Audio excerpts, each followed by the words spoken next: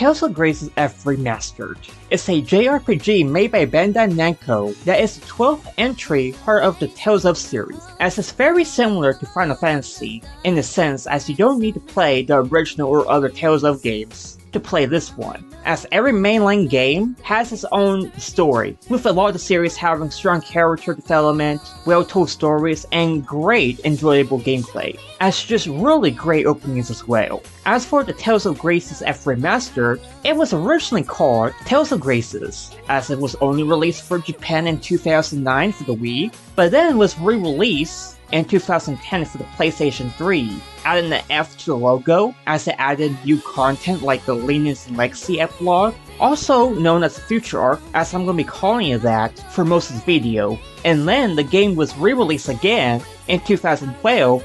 This time, it was localized, and then was later given a remastered title for other systems like the Switch, which is the version I played. As I have to say, the game is a very mixed bag, with a lot of great characters, a lot of strong and hard bosses, as well as an annoying CC gauge mechanic for the battling, though the victory quotes are just hilarious in this game, as well as the skits, as they're a lot of fun to listen to, as well as a lot of backtracking during the start of the game. Though this world is a lot different from other Tales games thus far, as I think this is the first Tales game that implemented this modern format of the world instead of how they usually do it in other Tales games, which is interesting. As well as a very unique story with friendship, as well as the growing up and maturing of these characters. And with that, that's pretty much all I want to say for the intro. So then, with that, get comfy, grab a snack, and let's talk about my Tales of Graces F Remaster Let's Play.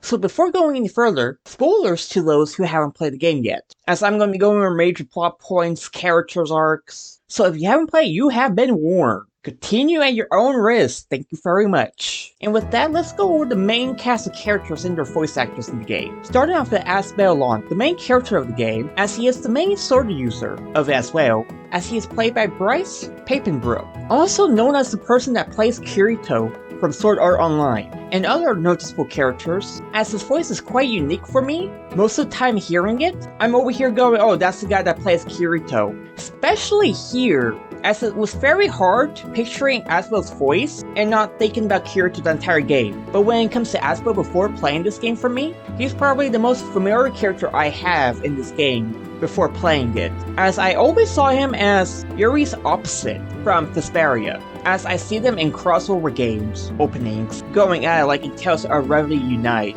as I can basically see why they will be at odds all the time, as Asbel is basically a noble, as he is the lord of his own land in this game, and he also aspires to be a knight, which is both what Yuri doesn't like in his own game. And when it comes to Asbel's story, it was very interesting watching him in the child arc, abandoning his lore status just to be a knight, after his brother got adopted and Sophie's death during that time. And when the adopt arc happens, he is forced to take up his title again after the death of his father.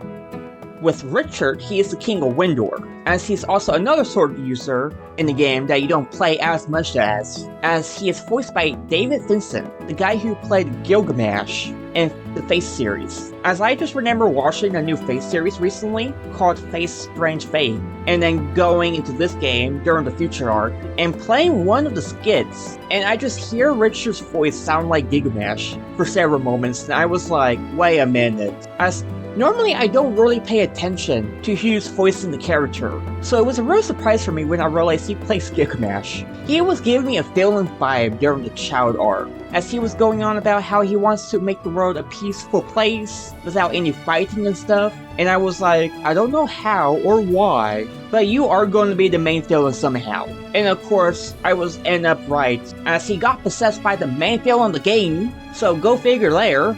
And with Sophie, she uses some sort of iron knuckles to fight with, and she's also a bit of a healer, as she is played by Cassandra Lee Morris, as she also played characters like Thief from the Legend of Heroes series, good series by the way, highly recommend it, and Sothis from Fire Emblem Three Houses, which I was not aware of and I was surprised when I saw that, as well as Morgana from Persona 5. Though as I met Sophie, she is portrayed as an amnesiac girl which I was over here going, yeah, sure, just because the way she sounds and acts, as she sounds like a robotic human more than a amnesiac girl, as we later learn further out in the story that she is a robotic human, also known as a humanoid. But during the story, she actually becomes more like a human, getting more personality from other characters like Asbel and Sharia, and as the story goes on, she has probably one of the best scenes of the entire game in the future arc. Like, oh my goodness, that basically made me cry. But I would talk about that more later during that section of the video. As for Sharia, she is the main healer of the group, as she is played by Laura Bailey, as she coincidentally enough also plays Invisigale from a very popular game from Dispatch, and also probably the most popular character in the game as well as Chun-Li from Street Fighter V, which, by the way, is one of my favorite versions of the character, by the way. But Sharia is basically the granddaughter of the Lawrence family butler, who is very sadly very sick as a kid, but during the events of the child arc, where Sophie died, she was miraculously healed at that time, and then in the adult arc, when we meet back up to her with Asbel, she was basically giving him the cold shoulder, as he basically broke his promise to her by leaving Lon as a kid, become a knight, leaving her all alone, as she specifically had a crush on him for the entire game. It was very funny as a kid watching her interact with Asbel, though it was mostly one-sided until the future arc, where then Asbel is very obviously interested in her. Personally, I think Sharia was probably one of my favorite characters in the game, as she is a very likable character to watch and play with. And I also love the love story between two characters when it comes to anime and video games, so that was a plus. Hubert is Asbel's younger brother, as he uses a dual blade that can turn into guns, which is probably the coolest weapon in the Tale series that I've seen thus far, as he is also played by Stevie Staley, as his most notable character he played is from Neji from Naruto. Now, with Hubert, he is an interesting character, let me tell you that, as he was forced into an adoption by his father Austin. As for the reason that the father did that is he didn't want his sons to fight over who's going to be the next lord after his death, which unfortunately did happen to him, as this basically caused Hubert to hate his brother and mother when he came back as an adult. Personally, I found him to be very interesting to watch with his distrust towards Pascal and Malik to the point where they saved him, as he was pretty much looking down on the enemy, acting like it was beneath him, and he got punished for doing so, which great karma, funny and hilarious at the same time as well, and he even got a lot better with his attitude during the game as he ended up forgiving his mother and brother as well, as he also falls in love with Pascal during the future arc, which is probably hilarious by the way, which is probably, as I just found that so funny, as Hubert and Pascal have two opposite personalities to each other, and yet he fell in love with her. Though speaking on Pascal, she is a Martian, also almost sounds like America, clearly. I think I know where they got that name from, but they're basically a race of highly advanced people who are believed to went extinct, as she is basically a mage of the group, as she is also played by Kate Higgins, who has also played Pauline from Odyssey, and most of the games after that, not counting Bonanza, and Wave the Swallow from Sonic Riders, which the first one is a really fun game, by the way, check it out if you haven't, as well as Purah from Tears in the Kingdom. Now, Pascal is basically the comedy relief character of the story, as she is pretty much an airhead that's basically is always in a good mood, as she doesn't really have much in her head to worry about, as she also has a hard time reading the room, which could be very funny at times, referencing when Hubert confessed to her, as I think that was personally one of the funniest parts of the game, as I just feel so bad for Hubert, as she completely misunderstands the confession, as he is just walking away depressed as she is all happy. And if they ever made a sequel to this game of some kind, I demand justice for Hubert. Now, Malik is Asbel's instructor at the Knights Academy, as his weapon is basically some kind of boomerang type axe-like thing that he uses, as he's also played by Jemison Price. I think that's how you say the name, I'm not 100% sure. I'm sorry if I'm saying these names wrong, but the most notable characters for me that he played was Sandro from Persona 5, the King from Rising of the Shield Hero, and Mr. Satan from Dragon Ball. Also, surprisingly, he plays Duke, the main villain of Tales of Vesperia. But with Malik, he is a very interesting character, as he's originally from Bendo, a nation on the brink of collapse, as he led a revolution to change the country, but failed. So he left his home country and became a knight in Rendor, and then later in the game he is forced to fight one of his closest friends, Kurt, during their time in the Revolution. Of course, every character is very unique in their personality, though in battling, I tend to find myself playing more as Asbel, most out of them all, as I'm not crazy playing as Pascal and Sharia as they're casting magic all the time, as well as Malik, as he is also a caster as well. I think the only time I would switch to one of these three would be Sharia, when I need to revive a character during battle. But when it comes to me, when it comes to fighting, I would prefer to go up close and personal and beat them myself, then wait for a minute or two and cast some. Richard looks to be similar to Asbel, but of course you won't use him as much as he is a villain for most of the game, until the future arc. As Sophie I found to be okay the few times I did play as her, but Hubert is a character I think if I were to play this again, I would actually be trying to play as him more in battles, as I personally really like the way his weapon looks and works during the game. And also, if you want to look at more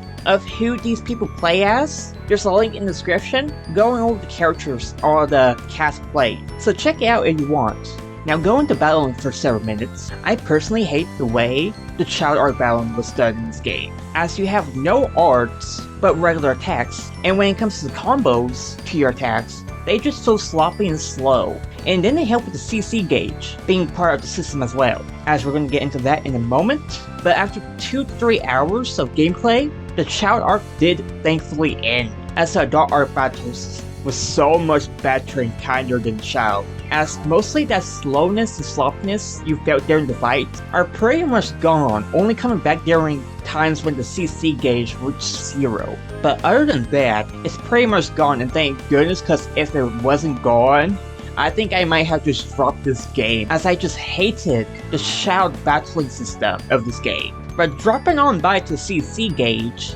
as I personally do not like this as well, as it's very annoying during the beginning part of the game, as it's basically this game's version of the MP meter, as I basically treat the CC gauge as a stamina meter this entire game, as once it reaches 0, you need to stop what you're doing for several seconds and let it recharge. And while it's at 0, your attacks are slow and sloppy, you can't perform combos, and your arts don't really work as well. But you originally start off with 3 at the start of the game, and it goes down every time you perform an attack, dodging, and one that I basically found out and choose not to use in this game, to move around in any direction you want, as that drains so fast when you do that. But luckily it does increase when you get newer weapons and equip them. As well during battles, when you perform arts, the gauge actually does increase for that battle, only to reset after the end of it by an extra number or 2.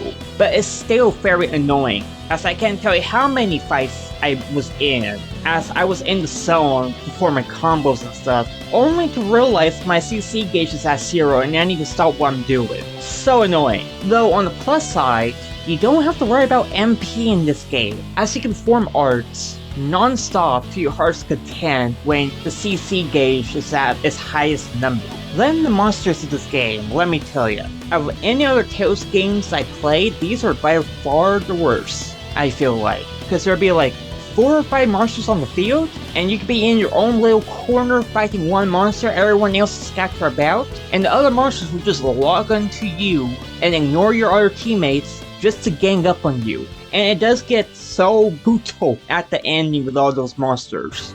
As for the world in this game, it's completely different from past entries of the Tales series, as this one doesn't have an open world like in Abyss, Symphonia, and Hysteria, which is fine to be different, but the problem arises with how much backtracking you do in this game, as at the start of the game, I will pretty much be in Long Hill, go to Long Village, only to go back to Long Hill like 30 minutes later, after some story beats. Or by far the worst part, I think, was during the Seaside Cave, where you basically have to go past Long Hill and make it to this bridge. You have to fight tanks, go back to town, go back to the place you fight the tanks, just to go into the Seaside Cavern, only to pop out on the other side, and then go all the way back down to Long Village. There was legit no purpose in that, and that was a complete waste of time. And quite frankly, it doesn't really get that much better until Chapter 3, where you actually go to Strata, which is this desert continent of the game. But the backtracking is still there, it's just not in your face as the beginning section. And quite frankly, I wouldn't mind the backtrack if it was the middle or the ending parts of the game. However, right at the start, in my opinion, hurts it, especially if they continue to do that for the first starting chapters, as you're supposed to go to new areas, not go back and forth to areas you've already been in. That's why I feel like it should be the middle or ending parts of the game where you're backtracking, where you're already invested into the game. But this, I honestly feel like just hurts it. Not to mention the CC gauge doesn't help it as well. And what really grinds my gears is flying machines game. I was really disappointed in this game when I found out the flying machine, like in every other Tales game, it allows you to fly. But in this game, yeah, it's just a bunch of menus that you need to navigate through. Don't even get to control it, don't even get to move the joysticks around to see how it flies or operates. Yeah, it's just a whole bunch of menus, which really sucks, as I was really interested to see how the flying works in this game. And knowing now that it's like that is very just disappointing.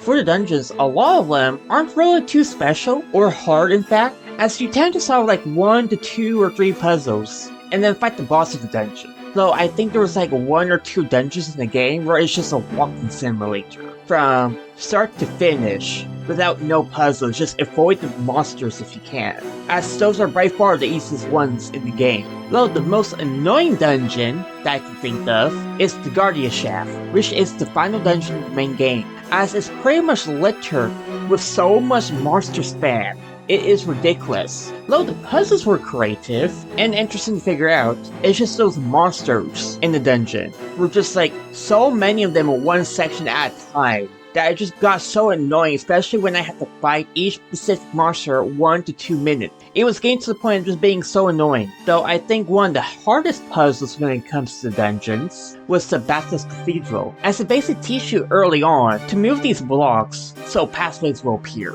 Though when you get further into the dungeon, you will move blocks in one location, and then in another room, which is a completely different loading zone, the pathway will form, but you won't know what's going on because you won't see the cutscene of it happening. So it took me probably about a couple hours just to figure out what the heck's going on and what changed throughout the dungeon. Definitely probably one of the hardest puzzles in the game, if I'm not counting one of the feature arc dungeons.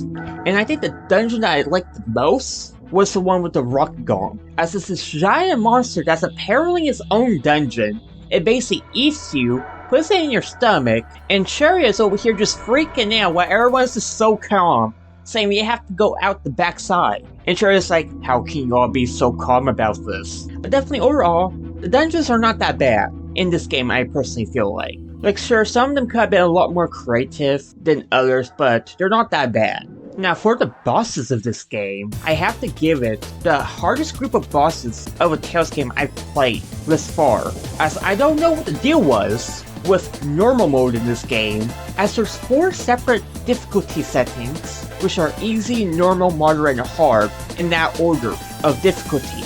But I was basically playing on normal for the majority of the game, as I feel like I was just under level, as I'm constantly dying to almost every single boss in the game. Even if I grind for a couple levels, I'm still here suffering, as I'm just getting like hit like 2 or 3 times and I just die. Well, I also think part of the problem was that I wasn't really used to this dualizing thing. As going over some stuff after my playthrough, I was looking into dualizing your weapons, and I think probably one of the problems during my playthrough was that I wasn't dualized. As going over some stuff after my playthrough, the developers were clearly wanting you to dualize your weapons to make them stronger in the game, which is probably why there weren't very many weapons compared to other Tales games that I tend to play. Because I swear there's a lot more weapons and a best in Vesperia compared to this game that you can buy. Though, that being said, the 4 hardest bosses for me that came to mind,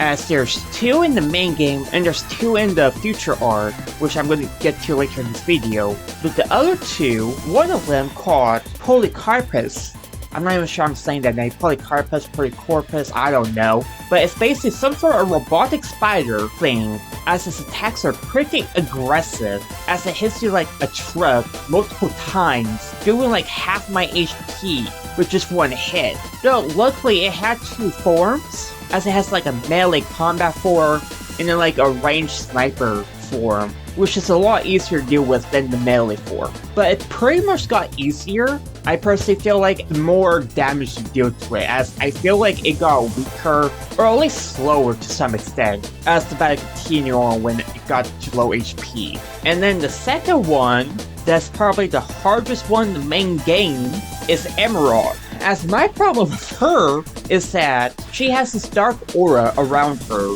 when she moves around or do stuff in battle, as I personally like to attack with the melee weapon. I don't like doing the range or casting spells and stuff like I discussed in the battle section, which made this fight very difficult. As I remember, I had to basically took time out of my day, as I basically remember that I basically took a week to grind before trying her again. So I was basically at level 51, and by the end of the week, I pretty much was at 60.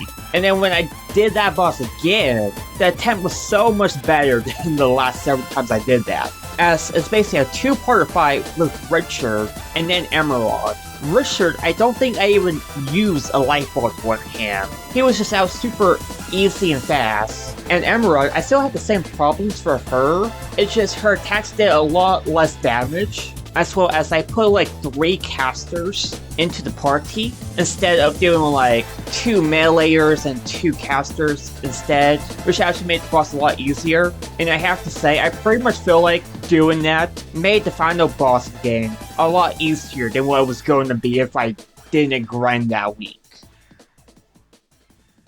And then when it comes to music, I personally have to admit I really like the opening, Memorto, White Wish. I'm not sure if I'm saying that correctly. If I'm not, I'm sorry. But I personally found that to be very catchy, as while I was playing this game, I would be going to work, and I would just be thinking about the song, and it's just stuck in my head. As personally, I have to admit this is a really good song, though it doesn't completely ring a bell in Tales of Vesperia, but it's still very good. Not to mention it has 2 other versions, which of course that makes sense since it's the opening and they want to put in this game as much as they can, but it's basically called Unspoken Feelings, which quite frankly is like a really sad version of this song, without the lyrics or vocals or anything, just the music. As they play during one of the more sadder parts of the game. I'm thinking of the future arc right now with that song. And then Memorial White Wish ending version, apparently that's the legit name of it. But it's basically the credit song of the game,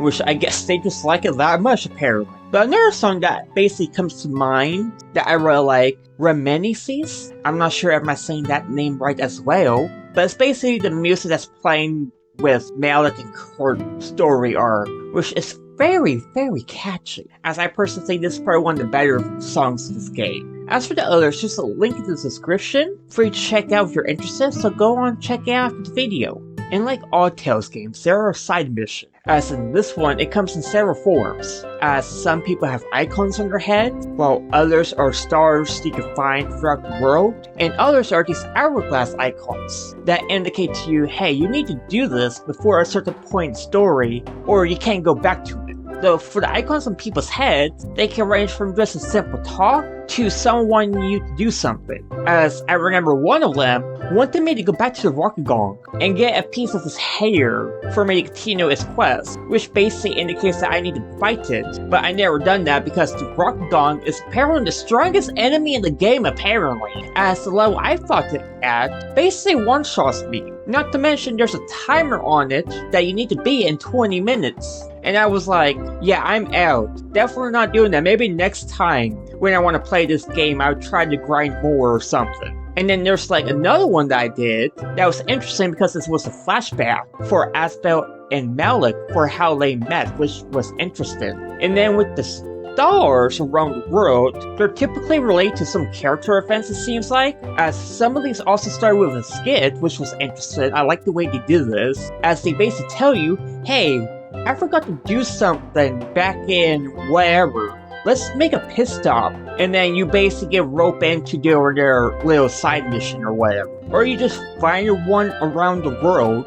As one of these, have you talk to Sophie about planting more seeds for a flower garden that she wants to make. And then the one that I really like, which happens in the future arc, which was how Asbel's mother and father first met, which was a really good side mission that I like. As for the hourglasses, there are probably the smallest amount of events to do in the game, as I only found one during the child arc, as it's related to why the father had Hubert adopted and kept Asbel, as he didn't want to make them both fight for long, even though it still happened during the game. As the next one doesn't really even happen until chapter 3, as there's apparently 9 chapters in the game, and apparently I learned there's 8 of these missions to do. I feel like they could have just added more, or put some of these star events as time events, because I feel like just putting 8 in the game like this, kind of feel like you should have just made it star events and kept these timer events out, personally in my opinion. But quite frankly,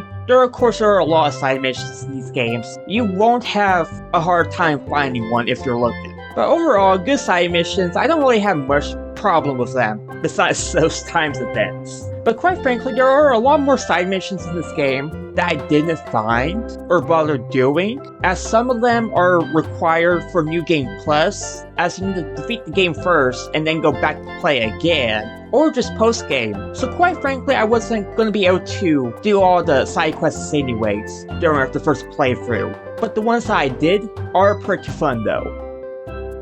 For the story of this game, I found it to be more unique than the other Tales games, as it basically puts you as a kid for the first several hours of the game. As some stuff that comes to mind for me is meeting Sophie as she's an amnesiac girl, basically, even though she acts like an AI or android for some reason. Though over time, she did get more of a personality as she hung out with Asbel and others.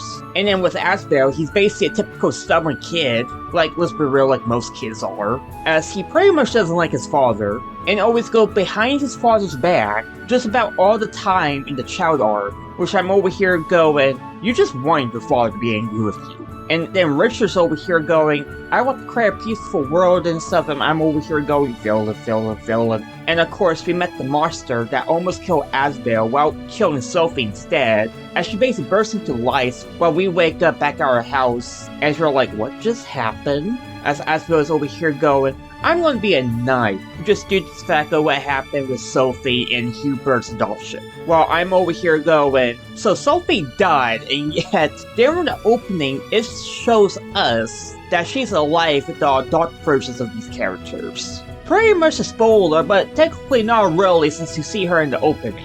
As for the adult arc in the game, first thing for me, I basically split this up into like 4 sections, which are Wendor, Strata, Vendo, and Fodra. As pretty much, once you're done with each one specific nation, there's really no reason to go back to it, only do side missions and stuff, as there's no main story sections related to most of these areas after doing them. But starting off with Wendor, the most notable stuff that happened for me during this arc was the time skip, as Asbel basically returned home after becoming a knight, learning that his father has died, as well as Hubert also coming back and kicking Asbel out of town. While the mother's over here going, your father did not want you guys to do this. While Sherris is over here giving Asbel the cold shoulder of leaving her by herself and locked for the past 7 years, which I don't blame her. I would too if a friend ditched me for 7 years after making a promise. As well, during this time, Sophie gets resurrected apparently, though without her memories from 7 years ago, though she does get it back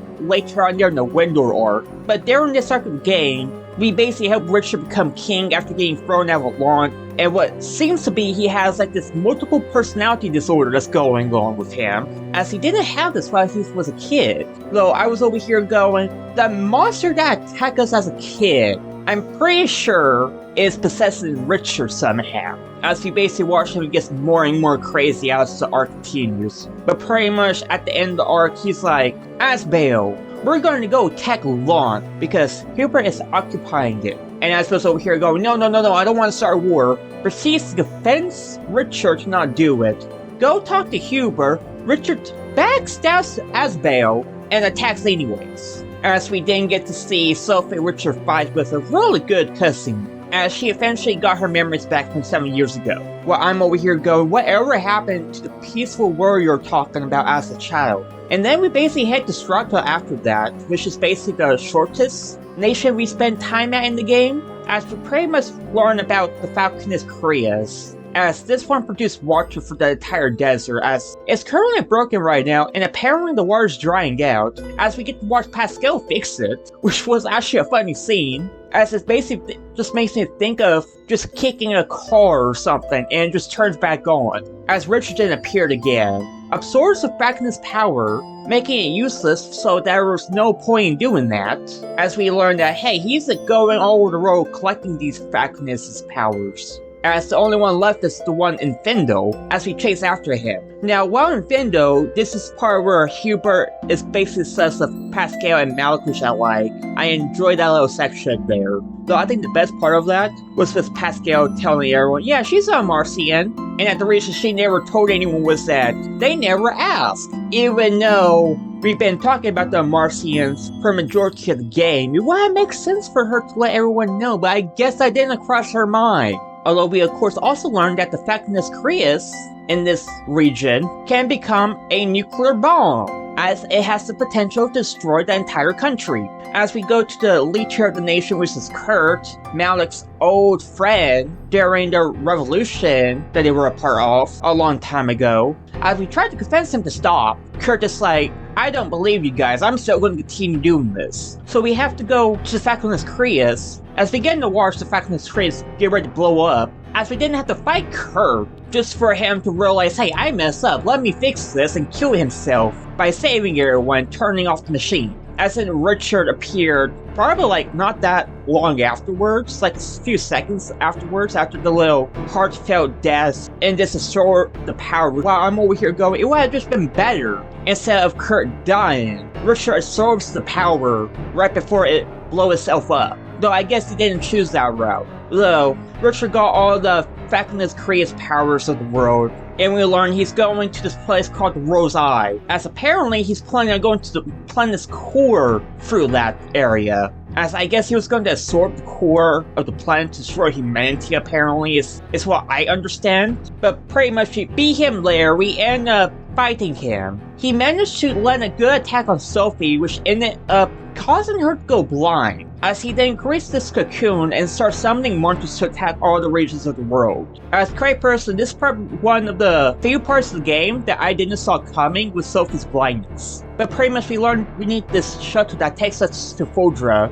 as I originally thought Fodra was some sort of island in the sky, like in Symphonia and Vesperia, where it just floats around somewhere. But apparently I was dead wrong on that, as it takes us to another road instead, apparently. But while there, we basically met Emerald, apparently the last person alive in Fodra, as it's basically a dead planet, as she basically reveals she's a Martian, as they're the ones that built Sophie apparently, which they call humanoids, and her actual name being Protos Hates, as apparently the reason why they created her was to destroy the monster from the Child arc, as his name is called Lambda, as apparently, according to Emerald, he was the one that destroyed the world apparently. As we also learned that he's the one possessing Richard, which I'm over here going, yeah, I kind of figured that. But pretty much we cure Sophie, take the shuttle back with Emerald as we confront Richard, and apparently Emerald decided to turn on us, merging with Lambda after we got him out of Richard, as she's like,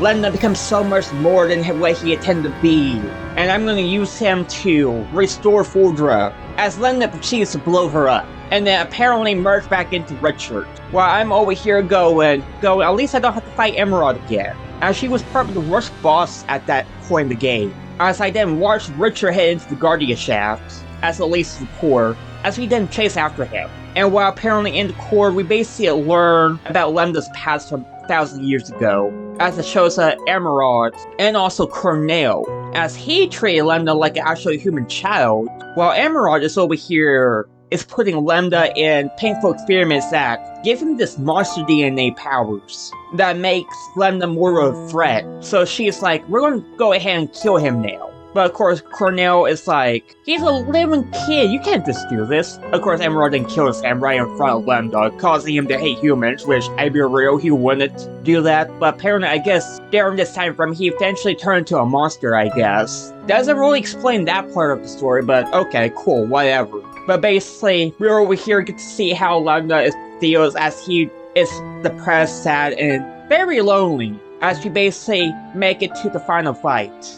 And of course, for the final boss, this was probably one of the easier bosses I dealt with in the game, as mostly I basically grinded 9 to 10 levels before this point, as I was trying to fight Emerald earlier. But pretty much you start off fighting Richard and his, like, I guess, demon form again, as it's really not that different from the Kun fight, even though he is a little bit stronger, but he's not that trouble to deal with. Of course, then we get to Lambda as he removes himself from Richard, as he gets this new form just for the final boss. But then we fight Lambda as he pretty much is pretty tame compared to Richard at the start of the fight, as he's this big monster that tends to do a lot of magic, as I'm over here running close to him, being up close and personal with him, and his attacks were just not hitting me a lot, as I somehow keep getting out of the range of that, I guess. Though the attacks do hit me at some points during the fight, pretty much start off very weak, not that big of a deal, until it got to like the middle and ending parts of the fight, where the attacks actually got a lot more powerful, I feel like, as I actually began to have to use light bars just to keep myself alive. Though luckily he wasn't that bad, as I basically defeat him on the first try, and then we get to see Asbel merge with Lambda to confront him, and to convince Lambda that hey, not all humans are evil, and that he should stay with Asbel and judge humans for himself through Asbel's eyes, to see if the world would be better with them or without them. As Lambda pretty much agrees to Asbel's terms, as he basically falls asleep for the next year, waking up during the future arc, which basically ends the game later. As personally for me experiencing this game, I won't really say it's really anything to write home about, as a lot of the stuff in the game I pretty much saw coming, besides the going to another world and Sophie's blindness that's currently going to happen. But the story isn't that bad, it's just, I would say, a very generic compared to other Tales games I played. For the Lineage and Legacy arc of the game, it takes place like a year later after the events of the main game, as some of the stuff that comes to mind are Asbel needing to get a marriage partner, as his mom is basically pestering him that he needs to get himself an heir and such, which honestly is pretty funny, as you get to see him already decide who he wants to be his partner, though he doesn't confess to her until the very last cutscene of the game. Not to mention Hooper's over here falling in love with Pascal, which is hilarious. And then the main problem for this arc of the game is everyone trying to figure out the monster problem, as monsters are becoming more active again after the events of the main game. As they eventually learn it's basically coming from Foldra, as the planet is basically, I guess, waking up again, and is causing monsters on their road to become more active. Wow, Sophie's over here learning that Asbel and all her other friends are eventually going to die eventually, one way or another. As later on, this is probably one of my favorite scenes in the entire game, she asks Pascal if she can become human, as due to the fact that she's a humanoid, she doesn't age, as she's over here going, she doesn't want to be left behind after everyone's dead, and being alone. As they play unspoken feelings during this part of the game, which really, it just hints the scene, as she even points out she can't even cry, as everyone is trying their best to comfort her during this point. And quite frankly, I just personally love how they hint the scene. But luckily they basically solved that problem, as Asbel pretty much adopted Sophie to becoming his daughter, giving her the name of Sophie Long. Though thinking about the other stuff, it was pretty nice going back to the other regions during the future arc, as you don't really go back to visit them during the main game. As Lambda also woke up during this time frame, as he basically gives us his ability that we were fighting all throughout the main game, as we're now able to use it during the fights, which is pretty cool. Of course, for the dungeons of this arc of the game, they're all not too bad, except for one, which is the Arcia Garden, as it's by far the worst dungeon in the game, as it's pretty much a maze of you just warping to one section of a dungeon to another, as there's no real understanding on how it's warping you, as you can go through it once, come out of it, and then sometimes when you walk further back, it disappears or reappears. And it doesn't help that there's not really anything to help solve the maze, as it's pretty much a puzzle in itself, as you just aimlessly walk into a portal until you get lucky. As personally, this base took me probably around 20 or something minutes, I don't really know, but it was one of the worst puzzles I hate in the game. Then with the bosses, they're pretty much similar to the main game, though the one that's by far the greatest trouble was the little queen, as you had to fight her like 3 times. The first time, you're not really knowing what you're expecting, as it's right after the Arcia Garden, which is another reason why I don't like this dungeon, as she pretty much starts off the fight with 3 versions of herself. As you kill one of them, another version of her appears, taking the defeated one's place. Of course, it wouldn't be no problem if you were actually at the appropriate level, but since apparently I guess I wasn't grinding that much during this part of the game, I was just getting kicked by her, as it's pretty much a battle of nutrition, which clearly I was not good at, as I was always using the life bottles during the battle. Then the second fight, she was at least a lot better than the first, as she only had one version of herself this time, with 2 monsters flying you, and once you defeat that version of her, she's basically gone for good during the fight, which quite frankly, was so much better. Then the third fight, it got annoying again, as it's pretty much like the first fight, but it adds random elements to the fight that pop up without you getting attacked or anything, like poison, paralyzation, freezing, slowness, you get the gist. Not to mention, I hate the fact that when you're fighting this one, it likes to duke you. What do I mean by that? Well, you start off fighting 3 of them. Of course, you kill a few of them, they reappear. Then they decide to throw this annoying thing at you where you kill one, they stop appearing. You kill the second one, 2 more appear after that. As I'm over here just going, great, it's duking me. I don't know how many more I need to fight now. As every time I defeat that second one and go to the final one, I'm over here going, great, I can finish this fight. 2 more takes place. Frick, are you kidding me? Very annoying fight. A lot more difficult than Emerald. Of course, once we get to the final boss, it's basically, we pretty much learn that the little queen is restoring the world of Fordra, only that she's not wanting any humans on it, given to the fact of what happened during the main game as they basically destroyed the world, and that if she sees any humans, she's going to kill them immediately, basically. So the main cast of characters are over here deciding, let's use Lambda as sort of the core of the hate of the humans, and hopefully the monster attacks on their world will basically cease, basically. That's pretty much the gist before going to the main fight, basically. As we then go into it, you get to see the little queen with her like 1,000 other cells merge all into each other, as they basically take the form of the Queen of Fudra, apparently. As this is the final boss of the game, and she isn't easy like Lambda, as I pretty much was under level for this fight. Again, as when you get to the first phase, it's really not that bad. It was pretty much slow as I remember, as I would quite frankly recommend casters and stuff instead of the melee attacks. They're not always going to hit her, as she has this flower surrounding her to prevent the attacks from fully hitting her all the time, as I guess it pretty much get in the way of the hitbox. Though the second phase is actually a lot faster, as quite frankly it's more friendly to the people that do melee attacks, as you can perform your combos a lot easier with this section of the fight, as she pretty much removes a flower and turns it into a sword and shield to fight with. But her attacks do get stronger, and she gets even more aggressive than what she was already at. And quite frankly, as the battle goes on, her attacks only get stronger.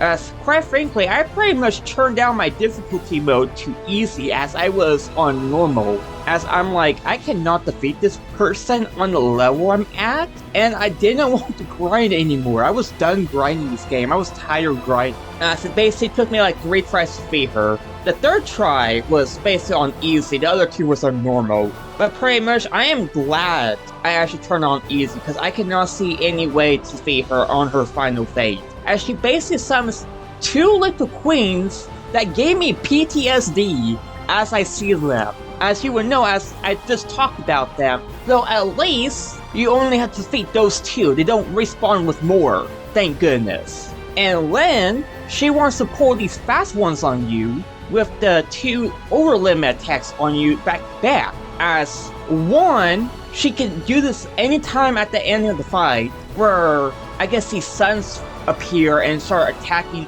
all the characters, giving them down to 1 HP. And for me, it was right before she get to her over limit, as quite frankly, I was lucky enough to heal some of my characters before she did her over limit and did another attack like that again, bringing me back down to 1 HP again. This fight was just ridiculous at the ending section. That's why I quite frankly am so glad I turned it easy, because I don't see myself defeating this on normal. And I can't even imagine how bad this fight is on moderate or hard, as if you defeated it on those 2 difficulties, you are insane, as I can't even do that on normal. But pretty much, after we defeat her, we let Lambda loose on her, as he absorbs the Queen of Fodra, causing her to fall asleep, and then he goes, I'm going to stay with the Queen of Fodra to convince her that not all humans are bad, and he's going to fall asleep with her. So when they eventually wake up, they're going to eventually go on a journey together. Which actually, quite frankly, I find that sweet. But pretty much we say goodbye to Lambda as he basically falls asleep with her, and then we head back to Overworld, as we get to see everyone's departure, as Malik is pretty much the first one to run off. Pascal is over here, acting like a stray cat, because her sisters didn't take care of her. And here we get the chance to actually be like, I'll take care of you, but didn't. As then we didn't say goodbye to Hubert, as Aspel and him talk about how you confess to your lover yet? And both of them are like, no. Of course, we didn't say goodbye to Richard, as he tells Sharia that she deserves to be happy too, as she's always helping others, as well as him telling Aspel and Sophie that he wants to go on a journey with them. And then we finally get the nice, lovely scene of Aspel proposing to Sharia, as Sophie comes over to Sharia going, I had a dream about playing with yours and Aspel's great-great-great-grandson, with Sharia's over here going, oh, you want that to come true? And Sophie's like, oh, will it? Of course, Sharia's like, yes, pretty much. And then they pretty much end the game revealing that, hey, they got married. And you get to see the great-great-grandson in the final cutscene of the game, which is pretty sweet. Though I have to say, for the future arc of the game, I personally find this arc a lot better than the main game. I like this one a lot more than the main game pretty much. Overall, this game isn't the best Tales games by any means, as yes, it does have its problems with the CC gauge, the shout fight, but the story is very sweet, not to mention the fun set of characters it has with it, for sure. But personally, I feel this game would be a good game for those in the Tales series that have already played some of the other Tales games before, and who are wanting an actual challenge when it comes to the bosses. But those who haven't played this game before, I'll be over here recommending them to games like Symphonia, Abyss, and Vesperia. But that's just my take, so with that, thank you for watching, and hopefully I'll see you again in my next playthrough. And until then, goodbye.